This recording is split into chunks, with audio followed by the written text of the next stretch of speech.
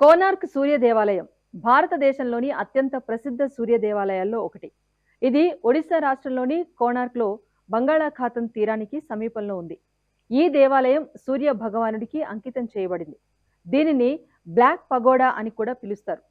ఈ ఆలయాన్ని తూర్పు గంగా వంశానికి చెందిన రాజు నరసింహదేవుడు సుమారు క్రీస్తు శకం 1250లో నిర్మించారు.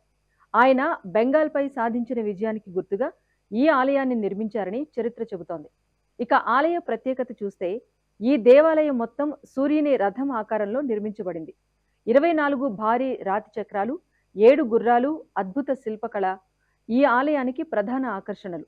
ఈ 24 చక్రాలు సంవత్సరంలో రోజుకు సంబంధించి 24 గంటలు లేదా 12 నెలలను సూచిస్తాయని భావిస్తారు. శిల్పకళ వైభవం కోనార్క్ ఆలయం కళింగ శైలిలో నిర్మించబడింది.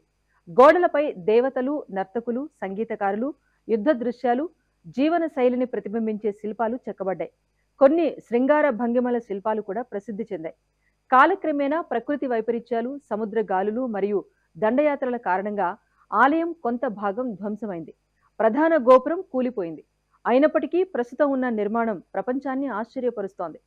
1984లో యునెస్కో ఈ దేవాలయాన్ని ప్రపంచ వారసత్వ సంపదగా ప్రకటించింది.